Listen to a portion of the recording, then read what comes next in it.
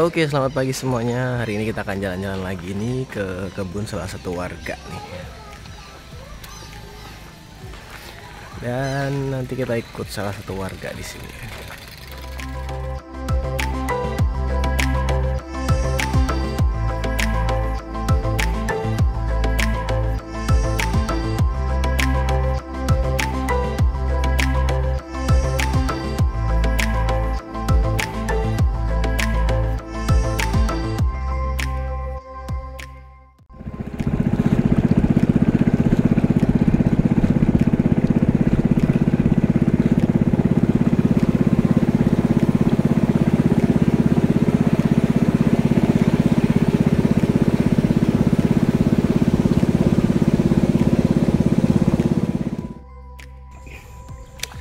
Oke, ini kita mengatur posisi karena tadi mau nabrak pohon. Jalan kayak gini. Lewat jalan belok-belok Karena sungainya tuh keliling. Apa yang terpikir mah itu terajin nekuk. Jadinya harus perlahan dan kemudian juga harus presisi banget gitu. Nah, ini tadi kelebihan dikit jadi harus ditarik mundur, mesinnya dimatikan dan kembali dihidupin mesinnya.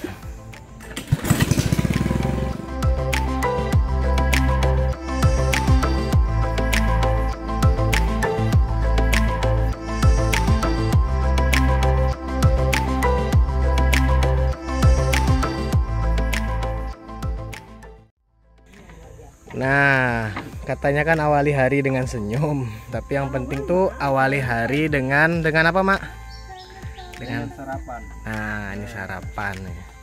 Sarapan sederhana tapi bisa memberikan tenaga ekstra. Wah, mantap. Ini ada hal menarik nih. Aku nggak pernah lihat obat nyamuk merek King Kong. Ini bukan endorse ya, tapi ini menarik aja gitu karena biasanya obat nyamuk tuh mereknya Baygon, terus Pape yang dari Fumakila itu. Nah, ini ada yang King Kong gitu dan beneran ini obat nyamuk nih. Tuh. Dan ini biasa dipakai masyarakat. Dan aku juga cukup menarik karena bungkusnya tuh satu-satu gini. Keren gak sih? Tapi nggak tahu sih efektif apa enggak, tapi kalau dipakai di hutan berarti ini efektif banget nih. Mau obat nyamuk pakai King Kong. Manjur King Kong pada. Nah, ini obat nyamuknya itu dipasang di belakang seperti ini. Jadi ini nyamuknya tidak akan mengganggu, tidak mengganggu sih, tapi tidak akan dekat gitu ya. Nah, jadi seperti ini menarik nggak sih?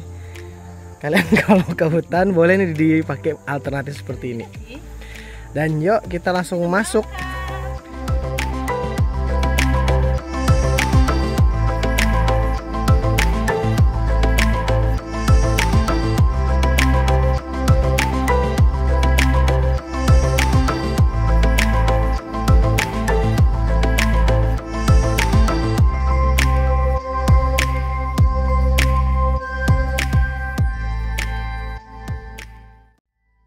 Oke, jadi kalau di sini kebun karetnya tuh ya beneran kayak di apa ya? Di hutan gitu karena tidak tersusun rapi kayak perkebunan pada umumnya.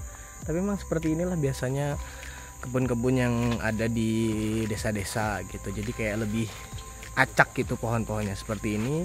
Di sini ada, di sana ada gitu. Hampir dibilang nggak ada yang tersusun rapi kayak perkebunan gitu. Tapi memang seperti inilah. Seperti kayak beneran apa ya, turun temurun dari leluhur dulu gitu, memang acak seperti ini. Jadi kayak kita tuh bakal masuk ke semak-semak atau ranting-ranting gitu kayak di antara selah-selahnya. Bahkan ini bisa dilihat ini di belakangnya tuh semak, beneran semak gitu. Dan itu memang dibiarkan aja gitu. Dan ini bisa menjadi salah satu contoh pertanian yang menurut aku bagus ya, karena tidak harus membersihkan semua pohon-pohon kecil ini, karena kan ini juga bisa menyumbang oksigen untuk kita juga tentunya ya.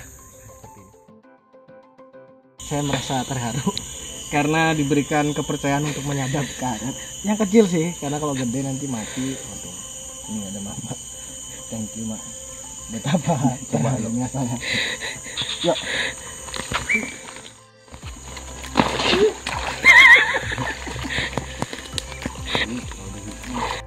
ruangan seorang yang menyadap karet. Jadi jangan abaikan nasihat orang tua.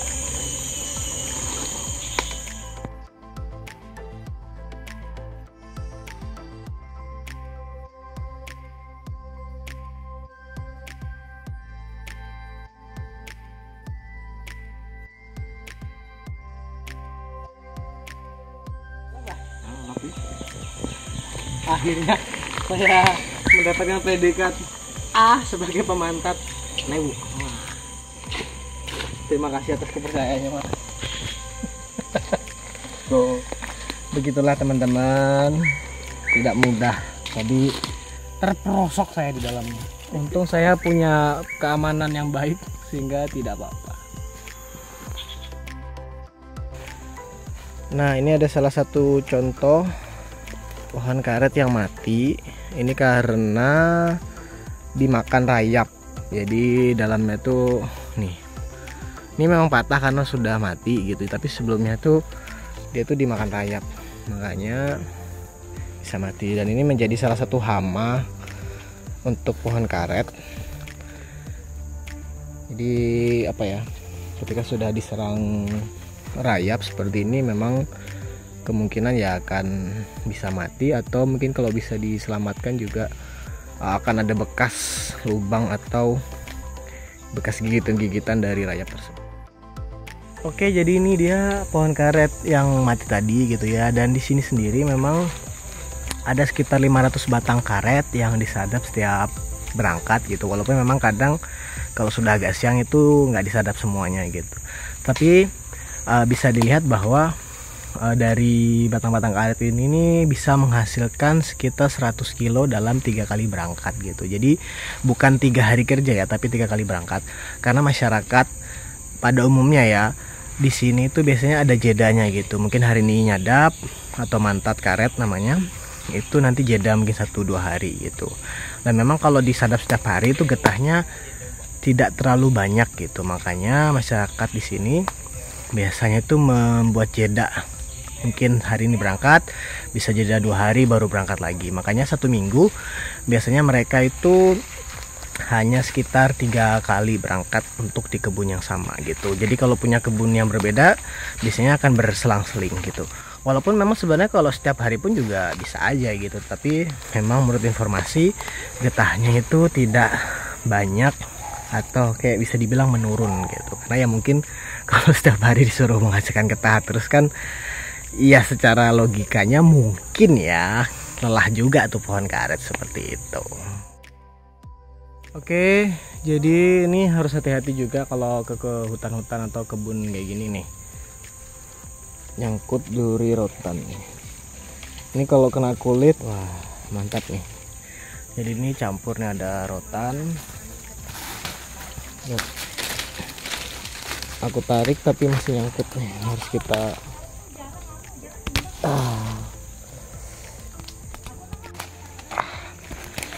lihat ini nyangkutnya sampai kayak gini. Kita perbaiki lagi.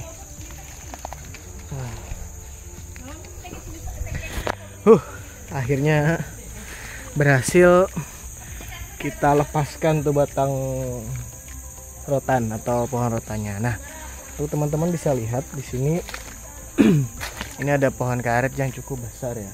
Mungkin diameternya sekitar 40-50 cm. Ini ternyata ditanam sejak sekitar 30 tahun yang lalu. Jadi sekitar mama tuh masih bujang gitu, dan sampai sekarang masih terus bisa dinikmati hasilnya gitu.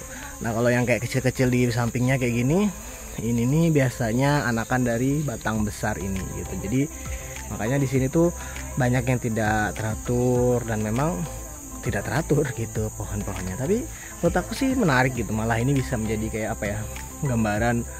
Makanya kalau di sini tuh bisa disebut kebun ini juga hutan karet gitu, karena ya campur aduk kayak gini gitu. Luar biasa sih. Dan ini sudah dipanen cukup lama ya. Ini bekas-bekasnya seperti ini tuh. Luar biasa. Mantap orang-orang di sini yang semangat, dan semoga ini bisa apa ya, terus berlanjut gitu, karena kan ini salah satu juga cara untuk melestarikan lingkungan ya. Hai guys, ini namanya bambu. Jadi orang di sini tuh mengenalnya dia tuh bambu lamang. Biasanya beberapa masyarakat itu mengambil ini nih untuk memasak ketan itu yang dalam bambu itu loh. Nah kalau nasi kemungkinan bisa juga sih kalau nasi itu dimasukin. Jadi ini nanti itu dia ini ukuran sedang sih, yang biasanya besar juga ada. Ya kan malah.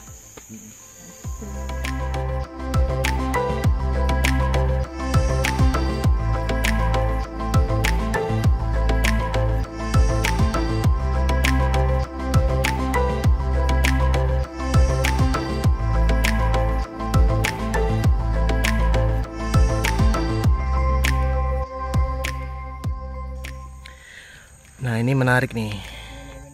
Ini talangnya ini terbuat dari plastik. Ada juga sih yang pakai seng gitu ya, seperti ini. Dan ada juga yang memanfaatkan sekedar daun seperti ini. Ini lebih apa ya? Lebih alami sih kalau menurut aku. Ini ya. Ini kita buatkan jalur karena ini tadi mau keluar dari sini nih. Jadi kita buatkan jalur tuh seperti ini. Tinggal ditarik aja getahnya sesuai jalur yang kita inginkan. Nah nanti dia bisa masuk. Nah, tapi memang di sini masih pakai paku ya untuk menempelkan tempatnya ini. Nah, seperti ini. Ini baunya kalau sudah kering, apalagi saat kita panen tuh seperti kotoran gitu lah, bau tai. Kalau teman-teman yang pernah nyadap atau memanen karet atau deket perusahaan karet, pasti aromanya tahu ya. Asap dari obat nyamuknya tuh kesana kemari gitu, jadi memang sangat cocok untuk menolong mengurangi nyamuk yang banyak sekali ini. Nih pohon getah yang mungkin sekitar 30 tahunan nih, atau bahkan lebih.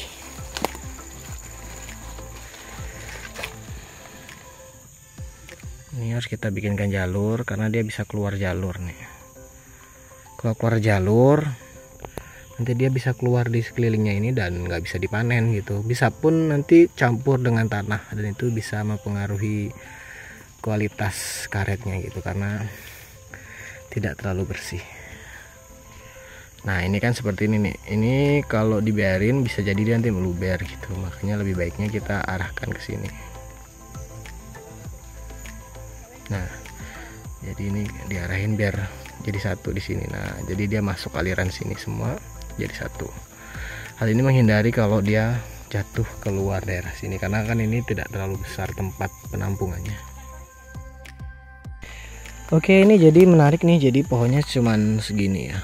Ya memang menurut aku sih ini ya lumayan aja nih. Tapi ini sudah disadap gitu. Beda dengan yang di sana kan lebih kelihatan besar. Nah, itu ada bolongan tuh biasanya gara-gara rayap tuh. Nah jadi ini walaupun kecil gini udah bisa disadap gitu. Nah, seperti ini. Ini lupa dibuang airnya sama paman, jadi aku buang dulu nih. Dan ini memanfaatkan barang-barang bekas loh. Nih. Jadi bekas oli, bekas apa namanya botol aqua, wah nyebut brand nih. Bekas botol air mineral ya. Ini dimanfaatkan untuk menjadi tempat penampungan getah ini sendiri gitu. Dan ini menurut aku walaupun batangnya belum terlalu besar, aliran getahnya ini cukup lumayan sih ini.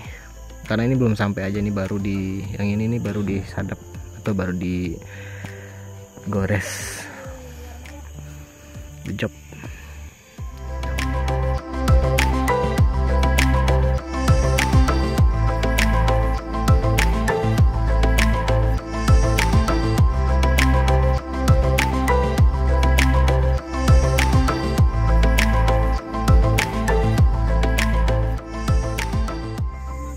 Oke, ini informasi dari mama juga nih. Nah, ada ibu juga di sini. Bahwa biasanya mantat ini atau menyadap karet ini sekitar, maksudnya tuh dari pagi hingga mungkin pukul 9 atau 10. Tapi memang bisa sih lebih dari itu. Tapi kemungkinan besar tuh getahnya sudah tidak terlalu banyak. Kalau aku pernah dengar istilah tuh katanya tuh getahnya tuh udah naik ke atas ke daun untuk memproduksi makanan bagi pohonnya sendiri. Makanya kalau bisa itu biasanya pagi gitu, dari jam 4-an. Tapi kalau di hutan kayak gini dari jam 4-an sih kayaknya agak ngeri ya. Makanya kalau yang biasanya di kebun-kebun yang lebih besar gitu, yang masyarakat yang perkebunan entah itu perusahaan atau yang memang sudah agak rapi, itu nggak apa-apa sih.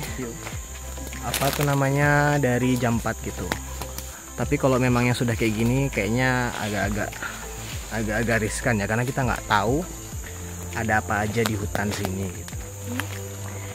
Nah, jadi mereka akan menyadap tuh sekitar dari pukul jam 6, walaupun boleh dari jam 4 pagi ya, dan sampai pukul 9. Dan biasanya juga ternyata ada juga yang menyadap itu sore hari gitu, walaupun memang sore menurut informasi juga. Dan aku sendiri pernah nyoba waktu itu ketika diriku masih di kampung, itu memang tidak terlalu banyak kalau sore getahnya dibandingkan pagi gitu. Jadi memang teori-teori itu ada benarnya juga gitu, dan menurut aku pasti teori juga berasal dari penelitian yang sudah dicoba terus menerus.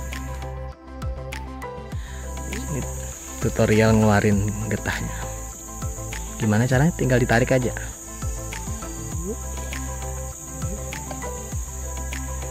Wah, mudah banget.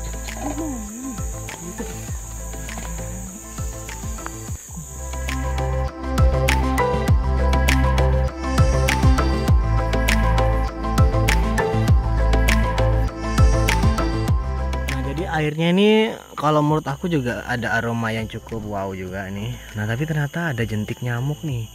Gak tahu nyamuk apa ini yang bertelur di sini nih. Ya. Padahal kalau menurut aku airnya bau, tapi ternyata kelihatannya jentiknya malah gede-gede banget nih. Nih. Oh, besar-besar jentiknya. Oke teman-teman, ini bekasnya sadapan karet juga gitu ya. Nah, ini pohonnya ini mati karena dia ditumbuhi jamur gitu. Nah, ini jamurnya. Ini jamur yang nggak bisa dimakan, tapi yang ini tuh bisa. Ini karena memang sudah mati sebelumnya. Jadi ini tumbuh jamur-jamur yang bisa dimakan. Tapi yang ini tuh setahu aku nggak bisa dimakan. Tapi kalau teman-teman lebih tahu ya nggak apa-apa. Nah, jadi pohon karet ini hama utamanya tuh 2. Tadi yang pertama yaitu rayap, dan yang kedua itu jamur seperti ini. Dan masih untuk masyarakat sini tuh belum menemukan secara pasti obatnya apa gitu. Jadi makanya kalau sudah kayak gini ya sudah dibiarin aja, karena kemungkinan memang akan mati gitu. Walaupun memang masih bisa ditangani sedikit-sedikit gitu, tapi memang biasanya tuh akan mati seperti ini. Dan kalau sudah mati memang bisa tumbuh jamur-jamur yang ini bisa dimakan. Ini aku lupa jamur apa namanya, tapi setahu ini memang bisa dimakan. Ini ada pohon bajakah, menarik nih bentuknya, coba lihat. Dia kayak ada bekas-bekas ngikat suatu pohon, dan pohonnya itu sudah mati, jadi kayak berbentuk bergerigi gitu sampai atas. Nah, ini ada getah karet yang tidak masuk di tempatnya. Jadi kita harus perbaiki di bagian-bagian tertentu seperti di sini ini, karena dia keluar dari sini. Nah, dari sebelahnya, jadi harus kita baiki, kita arahkan ke dalam sini. Karena kalau keluar kayak gini ya susah kita manennya, atau makan nggak bisa dipanen nih. Ini bekas karet-karetnya nih, lengketnya. Ini kalau mengering dia akan menggumpal. Tapi kalau masih baru disadap dia memang terlihat cair, tapi kalau udah tuh akan menggumpal seperti ini.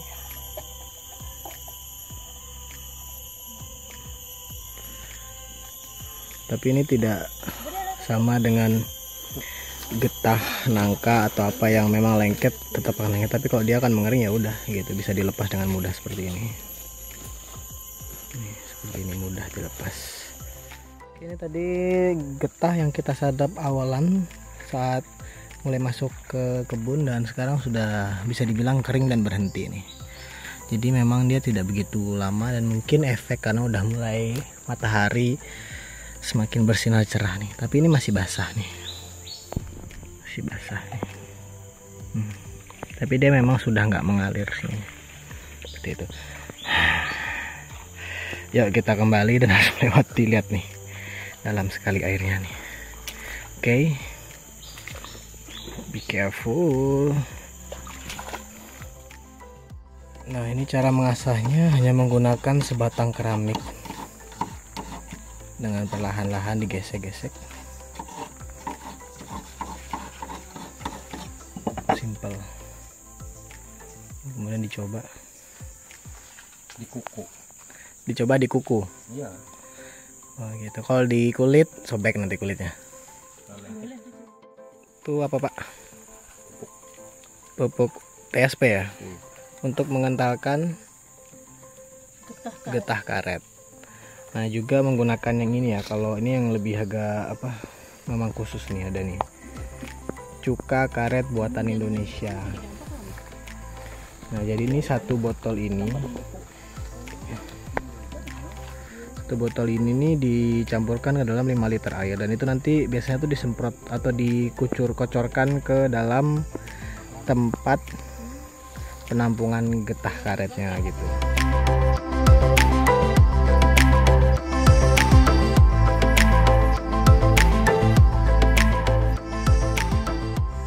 Nah ini ada sisa pupuk TSP tadi mama tuh jadi di bahasa Dayak sudah keliling tadi, dan ini ada sisa. Aku tunjukin cara menyemprotnya. Simpel banget. Nah jadi ini tadi bekas kita menyadap di pagi hari, tinggal dituangin aja. Udah selesai, dan nanti itu akan mempercepat pembekuan getah daripada karet ini sendiri. Sangat mudah. Dan ini bisa dilakukan ketika musim hujan cukup sering terjadi gitu, atau apa, hujan sering terjadi. Tapi kalau musim kemarau biasanya masyarakat tidak menggunakan ini karena ya pasti kering lah gitu, karena tidak ada hujan. Dan di belakang itu sudah dipersiapkan kelotok untuk kita kembali. Jadi saatnya kita pulang karena ini udah tengah hari gitu ya. Dan demikianlah perjalanan kita ikut warga menyadap karet di hari ini, dan semoga itu bisa memberikan gambaran kepada teman-teman bagaimana proses menyadap karet, lahan karet di sini seperti apa, dan beberapa gambaran terkait aktivitas penyadapan karet di desa ini. Dan akhir kata, sampai jumpa.